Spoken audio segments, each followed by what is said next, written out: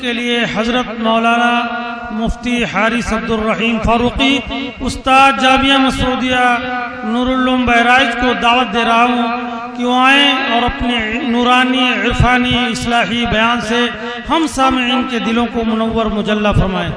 بسم اللہ الرحمن الرحیم وبہ نستعین رب اشرح لی صدری ویسر لی امری واحلل عقدۃ من لسانی یفقهوا قولی رب اشرح لی صدری ویسر لی امری واحلل عقدۃ من لسانی یفقهوا قولی رب اشرح لی صدری ویسر لی امری واحلل عقدۃ من لسانی یفقهوا قولی اما بعد فاعوذ باللہ من الشیطان الرجیم بسم اللہ الرحمن الرحیم وَإِنَّكَ لَعَلَى خُلُقٍ عَظِيمٍ صدق اللہ مولانا العلی العظیم۔ گونجا تھا کبھی نعرہ حق صحن حرم میں، گونجا تھا کبھی نعرہ حق صحن حرم میں، پتھر کے صنم آج بھی تھرائے ہوئے ہیں۔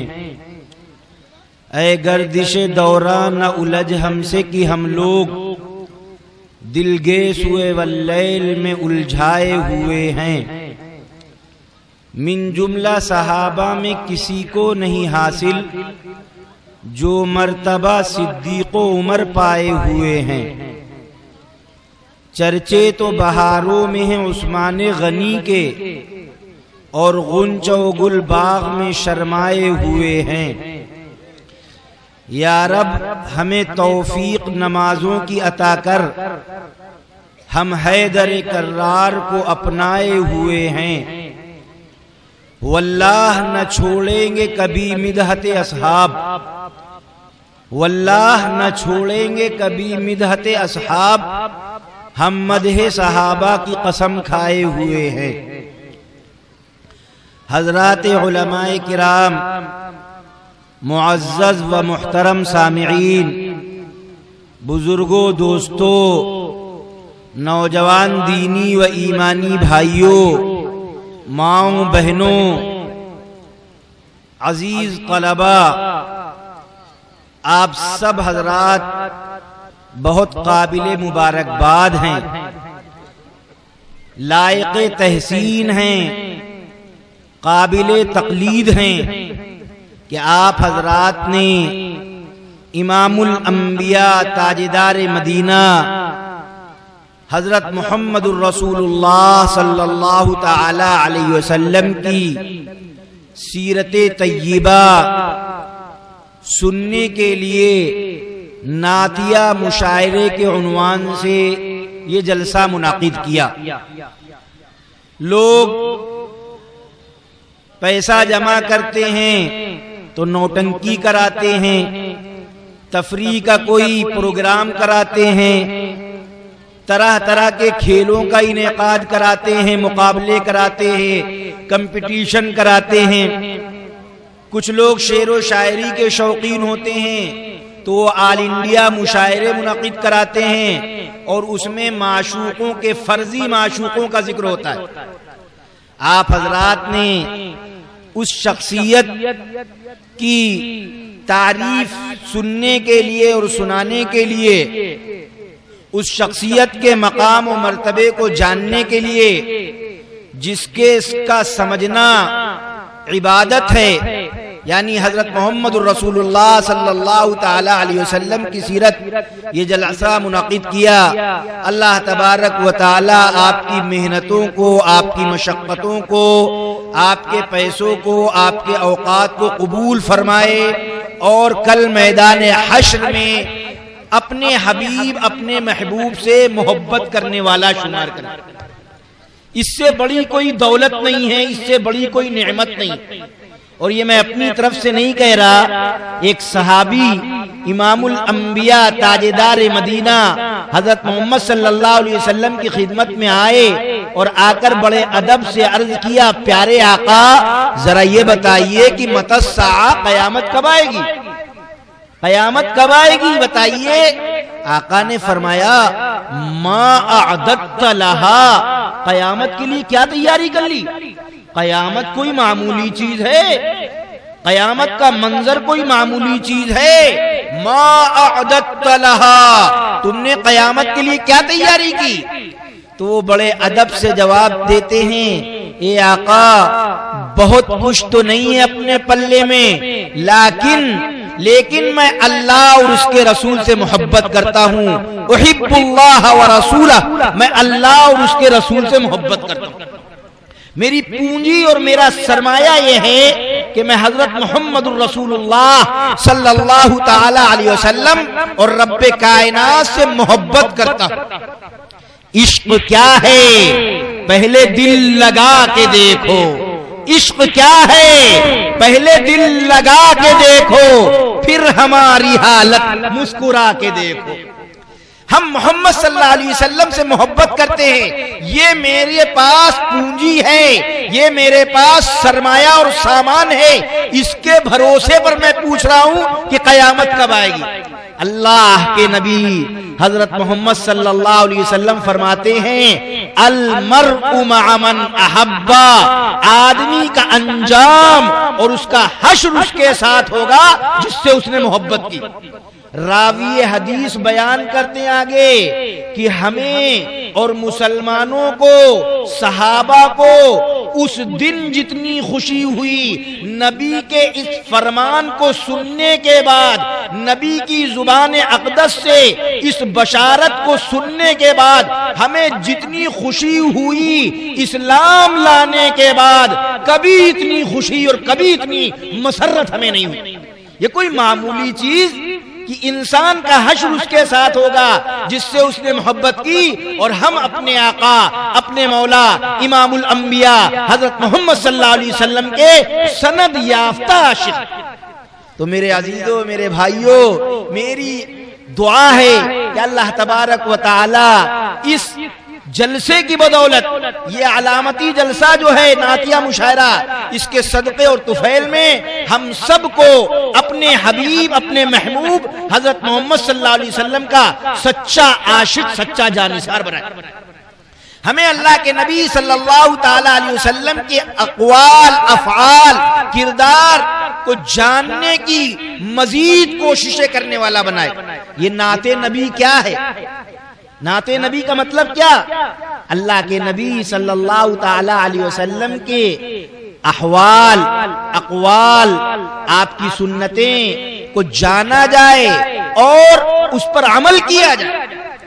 نبی پاک صلی اللہ تعالی علیہ وسلم، ایک بات اور آپ کے سامنے رکھ دوں، نبی پاک صلی اللہ تعالی علیہ وسلم کی تعریف کے لیے اللہ کافی، اور جس طرح اللہ نے تعریف کر دی، دنیا کے لوگ ہیں جو چاہتے ہیں کہ ہماری تعریف ہو، چنانچہ بہت سے لوگ اپنے نام سے مشاعرہ منعقد کراتے ہیں، اپنے نام سے کانفرنسیں کراتے ہیں، سیمینار کراتے ہیں، بعض لوگ اپنی زندگی میں کراتے ہیں، اور بعض لوگ مر جاتے ہیں تو ان کے متعلقین ان کے نام سے سیمینار کراتے ہیں۔ دنیا کے دوسرے لوگ اس بات کے محتاج ہیں کہ ان کا چرچا کیا جائے، ان کی تعریف کی جائے، تاکہ لوگوں میں ان کی عزت ہو، عظمت ہو، ان کا مقام لوگوں کے نگاہوں میں آئے۔ ہمارے آقا، ہمارے مولا حضرت محمد صلی اللہ تعالی علیہ وسلم کو کسی دوسرے کی تعریف کی ضرورت نہیں، اللہ کافی۔ اللہ نے جیسی تعریف کر دی، جیسی نعت بیان کر دی، اور کہوں جیسا نعتیہ مشاعرہ منعقد کر دیا، وہ ایسا مشاعرہ ہو ہی نہیں سکتا۔ اور اللہ نے کب منعقد کیا؟ کب منعقد کیا؟ جب نہ یہ آسمان تھا، نہ یہ زمین تھی، نہ یہ تخت تھا، نہ یہ کرسی تھی، نہ آدم تھے، نہ آدم کی بیوی حوا تھی، نہ پروفیسر تھے، نہ لیکچرار تھے، نہ پھولوں کی مہک تھی، نہ غنچوں کی چٹک تھی، نہ بارش کی پھوار تھی، نہ اولوں کی بوچھار تھی، نہ یہ سورج کی تابانی تھی، نہ یہ چاند کی رعنائی تھی، کچھ نہیں تھا۔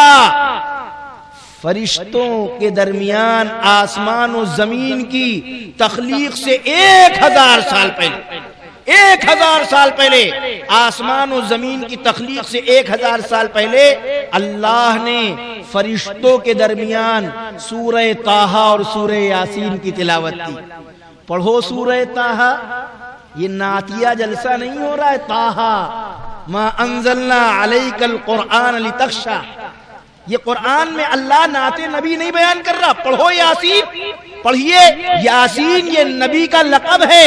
یاسین والقرآن الحکیم. قسم ہے قرآن کریم کی, قسم ہے قرآن حکیم کی. انک لمن المرسلین. بے شک اللہ نے آپ کو رسولوں میں سے بنایا. کیوں صاحب؟ آپ سب علماء ہیں, طلباء ہیں بہت سے, پیچھے علماء بیٹھے ہوئے اور عوام بھی بشنا پور کے اتنے سمجھدار ہیں کہ وہ سب جانتے ہیں. وہ جانتے ہیں کہ آپ کس کو کہا جائے گا. لکھنؤ میں جو مولانا صاحب بیٹھے ہوئے ہیں, ہم یہاں سے نہیں کہیں گے آپ لکھنؤ میں مولانا صاحب ہم سے فون پہ بات کر رہے تھے. یہ نہیں, وہ مولانا صاحب بات کر رہے تھے. وہ جو موجود نہیں ہوتا اس کو غائب کہتے ہیں, وہ کہتے ہیں. آپ کا مطلب مخاطب موجود. اللہ کہہ رہا انک لمن المرسلین.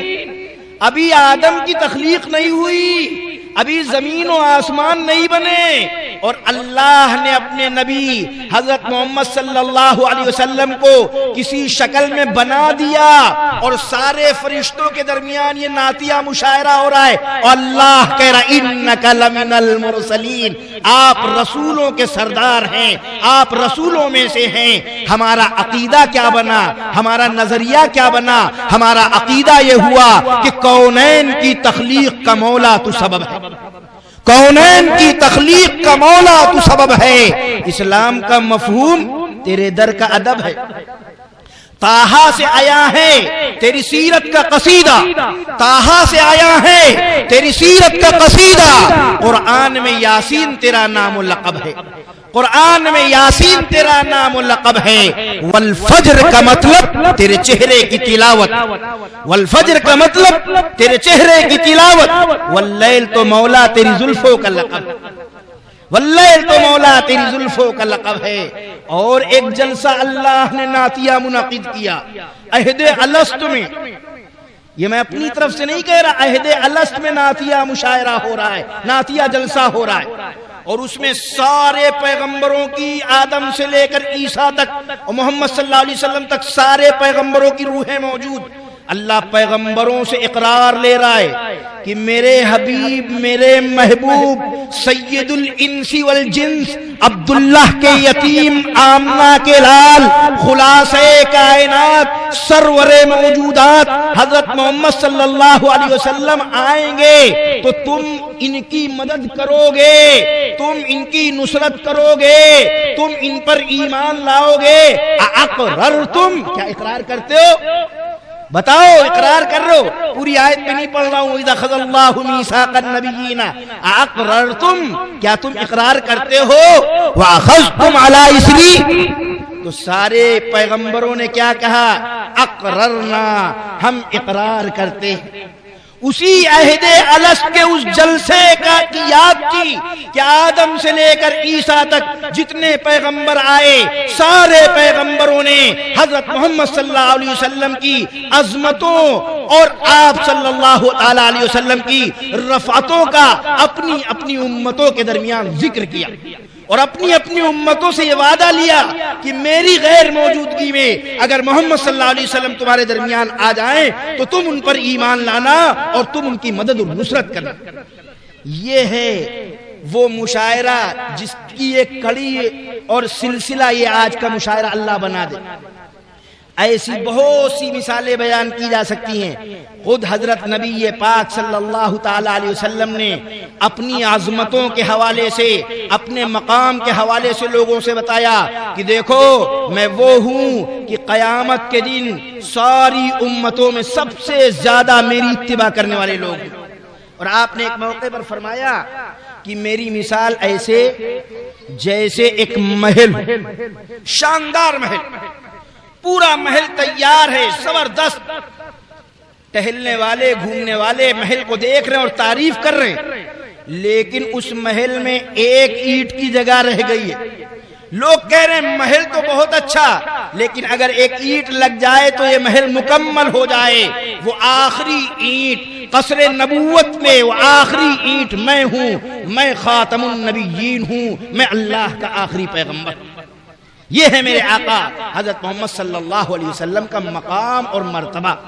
اللہ تبارک و تعالی نے آپ کو قرآن کے ساتھ آپ کو دوسرا قرآن بنایا، قرآن ناطق کے ساتھ ساتھ قرآن ناطق تفسیر بنایا آپ کو قرآن کی۔ اسی لیے کہنے والے نے کہا آپ فخر رسل، سرور انبیاء، رہبر کاروان وفا آپ ہیں۔ زیر دیوار کعبہ جو مانگی گئی وہ حسی و مبارک دعا آپ ہے۔ اور کسی نے کہا جانے مراد فخر دل و جاں ہے مصطفیٰ، جانے مراد فخر دل و جاں ہے مصطفیٰ، اللہ کی قسم میرا ایمان ہے مصطفیٰ، اللہ کی قسم میرا ایمان ہے مصطفیٰ۔ قرآن کو خدا نے اتارا اور اس کے ساتھ، قرآن کو خدا نے اتارا اور اس کے ساتھ سچ ہے کہ بولتا ہوا قرآن ہے مصطفیٰ۔ ابھی آپ کے سامنے انشاءاللہ میں تفصیلی بات نہیں کروں گا، ابھی انشاءاللہ آپ حضرات کے سامنے شعرائے اعظام آئیں گے اور وہ حضرت نبی پاک صلی اللہ علیہ وسلم کی نعتیہ شاعری آپ کے سامنے پیش کریں گے، شعر میں نبی پاک صلی اللہ تعالی علیہ وسلم کی تعریف۔ لیکن میں آپ حضرات سے بھی کہہ رہا ہوں کہ اس کو غزل کا مشاعرہ بنا کر تفریح اور مذاق اور چٹکلے والا نہ بنائیے گا، بڑے ادب سے، بڑے احترام سے، جتنی بشاشت ہو سنیے گا، اگر بشاشت نہ ہو چلے جائیے گا، لیکن یہاں پر کوئی بدتمیزی نہیں بلکہ بے تہذیبی بھی نہ ہونی چاہیے۔ پتا ہے آپ کو انور صابری نے کہا تھا یہ جلوہ گہے ناز رسول عربی ہے، یہ جلوہ گہے ناز رسول عربی ہے، پلکوں کا جھپکنا بھی یہاں بے ادبی ہے، پلکوں کا جھپکنا بھی یہاں بے ادبی ہے۔ اور صحابہ کرام رضوان اللہ تعالی علیہم اجمعین بڑے ادب سے نبی نے ممبر بنوایا تھا اور حسان ابن ثابت کو بلایا تھا، ممبر پر چڑھے تھے اور وہ نعت نبی پڑھ رہے تو صحابہ ادب سے بیان کر رہے، اور نبی کیا کہہ رہے تھے۔ اور آج بھی ہمارا ایمان یہ ہے کہ نبی کی وہ بات ہر اچھے شریعت پر چلنے والے شاعر کے ساتھ نبی کی وہ دعا ہے۔ نبی نے کیا فرمایا؟ فرمایا اللہم ایدہ بروح القدس، اے اللہ حسان میری تعریف کر رہے ہیں، میرا مقام بیان کر رہے ہیں، اے اللہ تو جبریل امین کے ذریعے سے ان کی مدد کر، جبریل کے ذریعے سے مدد۔ تو جبریل امین مدد میں آتے ہیں، فرشتوں کے سردار روح القدس جبریل امین آتے ہیں مدد کے لیے۔ ایسے میں ہم گستاخی کریں، تفریح بازی کریں، یہ مناسب بات نہیں۔ میں شعراء موجود نہیں ہیں لیکن میں شعراء کو بھی مخاطب کر رہا ہوں، وہ ہے نہیں کہیں سن رہے ہوں گے ورنہ آپ حضرات بتا دیجئے گا۔ یہ مشاعرے جو غزل والے ہوتے اس میں شاعر پوری کوشش کرتا ہے کہ مجھے داد دی جائے، اس محلے سے آواز نہیں آئی اور اس محلے سے نہیں آئی اور ابھی لگ رہا ہے میں قبرستان میں پڑھ رہا ہوں، نہیں، یہ نعتیہ شاعر کو زیب نہیں دیتا۔ کوئی کہے سنے نہ سنے اس کو تو یہ سمجھنا چاہیے میں عبادت کر رہا ہوں، اللہ دیکھ رہا ہے، اللہ سن رہا ہے، اللہ دیکھ رہا ہے، اللہ سن رہا ہے اور اللہ اجر دے گا۔ تحقیق کرو گے تو یقین بول اٹھے گا، تحقیق کرو گے تو یقین بول اٹھے گا۔ قرآن کی ہر بات میں سچائی بہت ہے، قرآن کی ہر بات میں سچائی بہت ہے۔ کیا داد سخن دے گا کوئی نعت میں ہم سر، کیا داد سخن دے گا کوئی نعت میں ہم سر، آقا کی میری حوصلہ افزائی بہت ہے، آقا کے میری حوصلہ افزائی بہت ہے۔ آقا نے حوصلہ بڑھایا تھا حسان ابن ثابت کا، اللہم ایدہ بروح القدس، اے اللہ حسان کی روح القدس کے ذریعے سے مدد فرمائیے۔ اور یاد رکھیے نعت نبی سننا عبادت ہے۔ بہت سے لوگ سمجھتے ہیں کہ شعر و شاعری غلط، نہیں، یہاں پر چونکہ نعتیہ مشاعرہ اس لیے میں ایک وضاحت اور کر دوں۔ اللہ کے نبی نے فرمایا ان من الشعر لحکمہ، کیا اشعار میں حکمت ہوتی ہے؟ لمبی چوڑی گفتگو تقریر کی گھنٹہ بھر، اور شاعر نے ایک اچھا شعر پڑھ دیا، کام ہو گیا۔ پوری تاریخ آ جاتی ہے کبھی کبھی ایک شعر میں، دسیوں ورق جو لکھے گئے ایک شعر میں آ جاتا ہے۔ اللہ کے نبی صلی اللہ تعالی علیہ وسلم نے شعر سنا بھی ہے اور پسند بھی کیا ہے اور داد بھی دی ہے۔ میں بتاؤں آپ کو، ام المؤمنین عفت مآب سید عالم حضرت عائشہ صدیقہ رضی اللہ تعالی عنہا کام کر رہی ہیں گھریلو۔ امام الانبیاء حضرت محمد صلی اللہ تعالی علیہ وسلم اپنا جوتا گانٹھ رہے ہیں، نالے مبارک۔ سوچو، پوری انسانیت کے سردار ہیں لیکن اپنا کام اپنے ہاتھ سے کر رہے ہیں۔ یہ بھی نعت کا ایک پہلو ہے، آپ اپنے ہاتھ سے جوتا گانٹھ رہے ہیں۔ حضرت عائشہ صدیقہ رضی اللہ تعالی عنہا نبی پاک صلی اللہ علیہ وسلم کے چہرے انور کو دیکھنے میں غرق ہے۔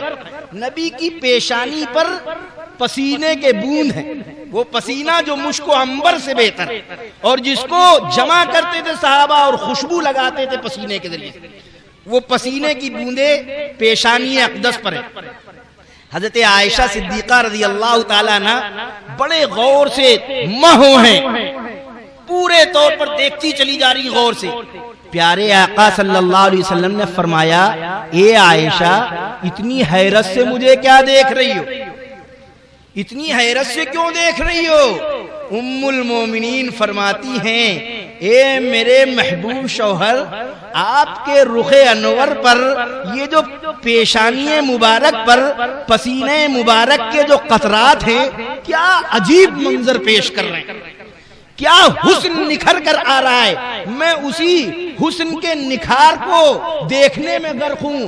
اللہ کی عزت کی قسم، اگر عرب کا بڑا شاعر ابو بکر حزلی موجود ہوتا تو اپنے شعر کا مصداق آپ کو قرار دیتا۔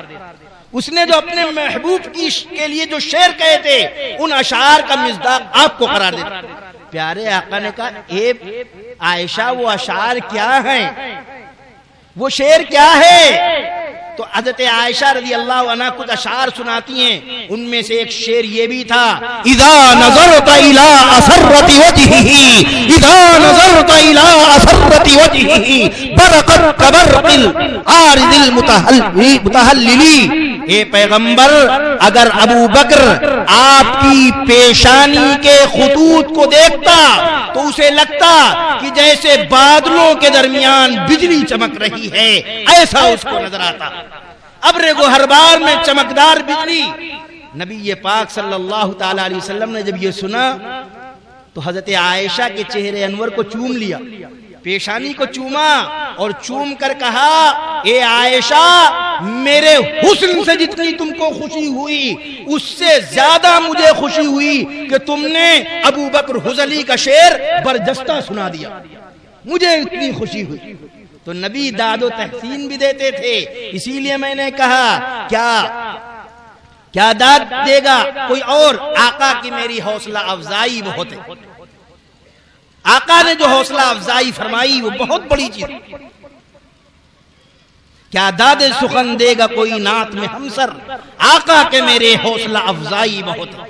آقا تحسین بھی فرماتے تھے اور آقا صلی اللہ تعالی علیہ وسلم اشعار سنا بھی کرتے تھے۔ ایک صحابی ہیں، وہ کہتے ہیں میں آقا صلی اللہ تعالی علیہ وسلم کی سواری کے پیچھے بیٹھا ہوا تھا، آقا کے پیچھے بیٹھا تھا۔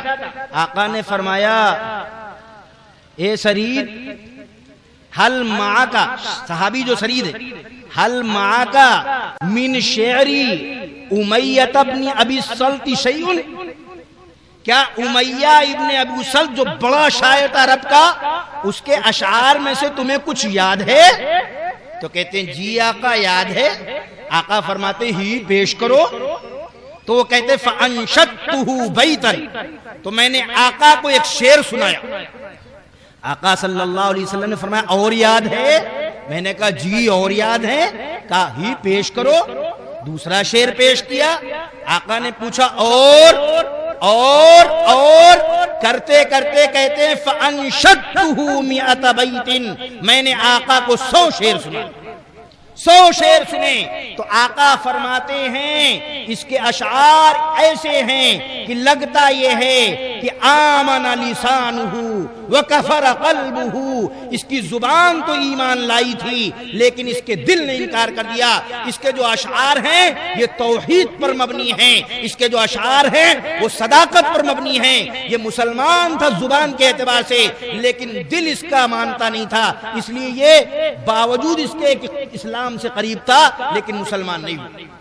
امیہ ابن ابی سلط کے اشعار کی تعریف کی، لبید جو بڑا شاعر تھا اس کے اشعار کی تعریف کی۔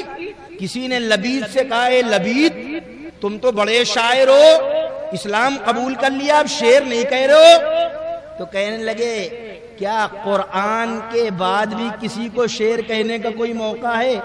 قرآن میں تو سب کچھ بیان کر دیا گیا، اب میں کیا شعر کروں؟ تو میرے عزیزوں، میرے بھائیوں، امام الانبیاء حضرت محمد الرسول اللہ صلی اللہ تعالی علیہ وسلم نے اشعار کہے بھی ہیں، اشعار کہے نہیں ہیں، معاف کیجئے گا، نبی پاک صلی اللہ تعالی علیہ وسلم کو زیب نہیں دیتا تھا، مقام کے خلاف تھا، لیکن اب جب بات آ گئی تو ایک اشارہ کر دوں، لیکن نبی کی زبان اقدس میں بھی رجزیہ باتیں آئیں، بے ساختہ ایسی باتیں آ گئیں جو موضوع کلام بن گیا اور شعر کے قریب پہنچ گیا، شعر کے قریب۔ نبی پاک صلی اللہ تعالی علیہ وسلم غزوہ حنین میں ہیں، غزوہ حنین میں آپ کو معلوم ہوگا صحابہ کو اس دن اپنی تعداد پر تھوڑا سا ناز ہو گیا، تھوڑا سا عجب ہو گیا کہ آج تو ہم بہت زیادہ ہیں، ہم تو جب کم رہتے تھے جیت جاتے تھے، آج تو ہم زیادہ ہیں۔ اللہ فرما رہا اچھا اذ اعجبتکم کثرتکم، تم کو اپنی کثرت پر ناز؟ اللہ نے جنگ کا منظر بدل دیا، انتشار ہو گیا، صحابہ ادھر ادھر ہونے لگے۔ اس موقع پر حضرت نبی پاک صلی اللہ علیہ وسلم آگے آئے، آپ نہیں ہٹے میدان سے، اور آپ نے کیا کہا؟ انا النبی لا کذب، انا النبی لا کذب، انا ابن عبد المطلب، میں نبی ہوں، کوئی جھوٹا نہیں ہوں، میں عبد المطلب کا بیٹا ہوں، ایرا غیرہ نہیں ہوں۔ اور آپ نے شجاعت کا وہ مارکا دکھایا کہ صحابہ بھی آپ کے ارد گرد آ گئے، اور پھر سے جنگ کا منظر بدل گیا اور مسلمانوں کو فتح ہوا۔ صحابہ خندق کے موقع پر، غزوہ خندق کے موقع پر خندق کھود رہے ہیں، محنت کا کام ہے، مشقت کا کام ہے۔ صحابہ کی زبان پر آ گئی بات نحن الذین بایعوا محمدا، نحن الذین بایعوا محمدا علی الاسلام ما بقینا ابدا، ہم نے محمد صلی اللہ علیہ وسلم کے ہاتھ پر بیعت کی ہے کہ جب تک رہیں گے اسلام پر باقی رہیں گے، حضرت محمد صلی اللہ علیہ وسلم کے احکام کی تعمیل کرتے رہیں گے۔ نبی نے جب یہ سنا تو نبی کی زبان پر بھی آئی رجزیہ کلمات، اللہم ان العیش عیش الآخرہ، اللہم ان العیش عیش الآخرہ فاغفر للانصار والمہاجرہ، اے اللہ انصار کی مغفرت کر، اے اللہ اصل عیش تو آخرت کا عیش ہے، اصل آرام تو آخرت کا آرام ہے، اے اللہ انصار کی اور مہاجرین کی مغفرت فرما۔ تو میرے عزیزوں، میرے بھائیوں، یہ تاریخ ہے کچھ ہلکی سی جو میں نے آپ کے سامنے پیش کی۔ ایک چھوٹی سی آخری گزارش کر کے بات ختم کروں گا، ہمارے شعراء کے لیے بھی اور آپ کے لیے بھی، کہ حضرت نبی پاک صلی اللہ علیہ وسلم کا مقام بلند ہے، لیکن ذرا سا آگے بڑھا دو تو کفر، شرک، اس لیے جو مقام ہے اس مقام تک ہمارے شعراء بہکے نہ، اور آپ حضرات بھی ادھر ادھر متوجہ نہ ہو۔ ایک شاعر صاحب تھے، وہ بڑے مبالغے کے عادی تھے، سچ میں جھوٹ ملا دیا کرتے تھے۔ نعت پڑھنے پڑھتے پڑھتے کہتے میں نے یہ نعت پڑھی جب تو مجھے اللہ کے نبی نے مدینہ بلا لیا، اور پھر دوسری نعت پڑھی، کہا وہ جب یہ پڑھی تو دوبارہ بلا لیا، اور پھر تیسری نعت پڑھی، کہا جب یہ تیسری پڑھی تو تیسری مرتبہ بلا لیا مدینے۔ تو ایک صاحب توجہ سن رہے تھے، کہنے لگے حضرت ایک مرتبہ حمد بھی پڑھیے، اللہ کی حمد پڑھیے تو اللہ بھی اپنے پاس بلا لے۔ تو میرے عزیزوں، میرے بھائیوں، نعت میں مبالغے کی کوشش نہ کریں۔ جو شعراء ہیں اللہ تعالیٰ کہنے سننے زیادہ عمل کی توفیق عطا فرمائے، اس جلسے کو بے حد کامیاب فرمائے۔ باقی آپ چلاؤ، ہمارے ناظم صاحب فرما رہے ہیں کہ کچھ دیر اور بیان کر دیجئے۔ حالانکہ بات مکمل ہو گئی، لیکن بہرحال حکم ہے تو حکم کی تعمیل میں کچھ دیر اور آپ کے حضرات کے سامنے چند باتیں نقل کر دوں۔ اللہ کے نبی حضرت محمد الرسول اللہ صلی اللہ تعالی علیہ وسلم کے اوپر باقاعدہ شعراء نے، آپ دیکھیں پیچھے لکھا ہوا ہے، دمکتا رہے تیرے روزے کا منظر، سلامت رہے میرے روزے کی جالی۔ علماء دیوبند نے حق ادا کر دیا ہے ہر اعتبار سے۔ تفسیر کا میدان ہو تو دنیا ششدر ہے، حدیث کا میدان ہو تو دنیا حیران ہے۔ کوئی ایسا میدان نہیں جس میدان میں علماء دیوبند کی خدمات نہ ہو۔ امام الانبیاء تاجدار مدینہ حضرت محمد الرسول اللہ صلی اللہ تعالی علیہ وسلم کی نعت بھی علماء دیوبند نے حق ادا کرنے کی کوشش کی۔ نبی کی تعریف کا حق تو ادا ہو نہیں سکتا، نبی پاک صلی اللہ تعالی علیہ وسلم کا جو مقام ہے، جو مرتبہ ہے، اس کو تو کوئی بیان کر نہیں سکتا۔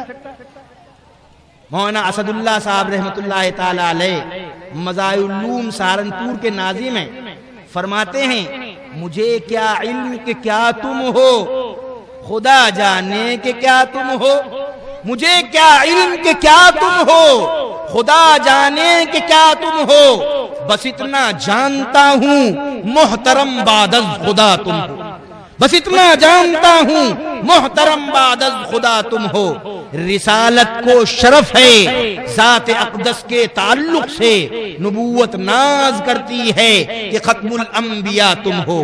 نہ یہ قدرت زباں میں ہے نہ یہ طاقت بیاں میں ہے، خدا جانے تو جانے کوئی کیا جانے کہ کیا تم ہو۔ ہمارے ناظم جلسہ صاحب آ گئے مشاعرے کے، اللہ تبارک و تعالی اس جلسے کو کامیاب فرمائے۔ وآخر دعوانا